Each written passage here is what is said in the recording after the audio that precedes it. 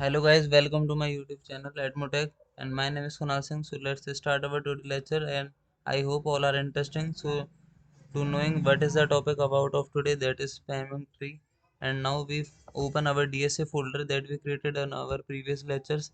So I created it with VS Code editor, and now I write the full script of overall spamming tree and minimum spamming tree. So I explained you detail by detail through my notes. And before we learn about spamming tree, we need to understand about two graphs, that is unidirectional and bidirectional. And you as you know that unidirectional means in only in one direction and bidirectional means in two direction. And we discuss about that how we can retrieve our graph nodes in bidirectional and in two directional by taking the nodes value from one node to another node by using the edges, and we move to every edge by taking the other nodes step by steps. As this shows simply that what is basically unidirectional graph is in which the edge does not point in any direction, that is the edges are bidirectional. It simply shows the whole definitions, and we connected every nodes of graphs line by line. There is always a path from a vertex to any other node. And spamming tree is most important topic because it is in a main application of basically graph data structures, and also it contains a hash map and hash trees.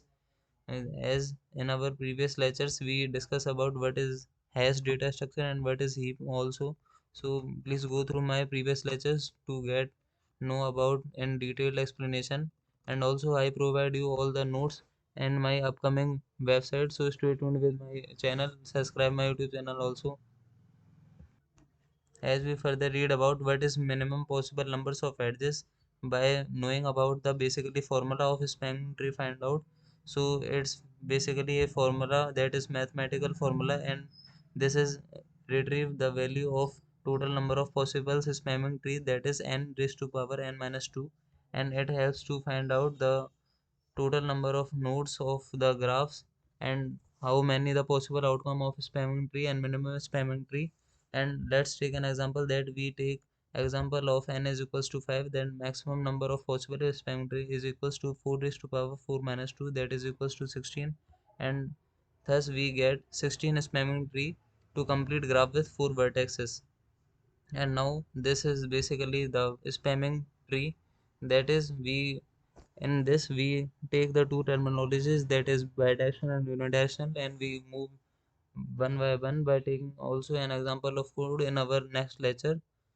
And we discuss about minimum spamming tree, that is the minimum number of outcomes that is coming in a spamming tree is a spamming tree in which the sum of weight of the edges is a minimum as possible.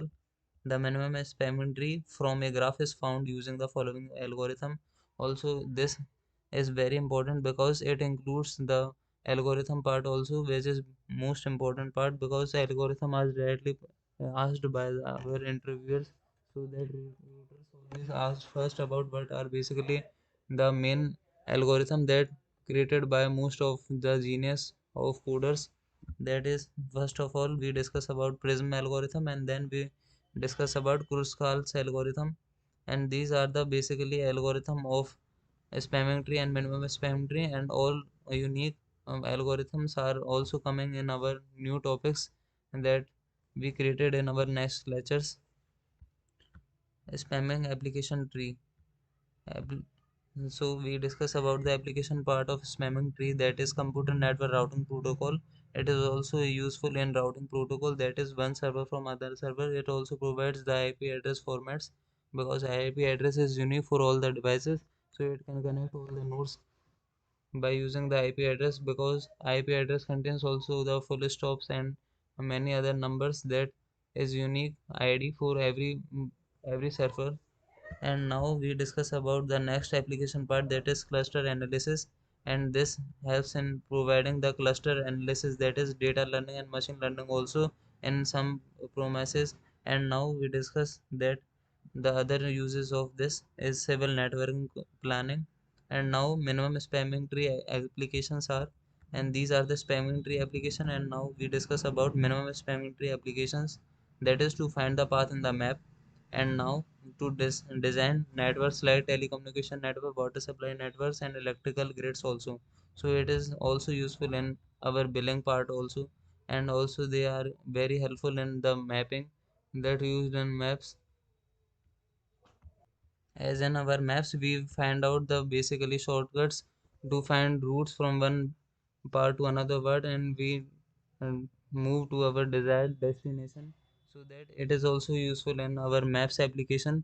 As I explained you in the previous lectures of graphs data structures, that is also a part and parcel of this one, and this is the improved version of graph data structures, which is helps in providing the basically main algorithm of graph by using the nodes and heights of these nodes, by using the height and edges and also vertices of the given nodes from connecting one part to another part, so that it can easily helps us to find out the shortcut part also to get the minimum time to get our desired value and destinations also.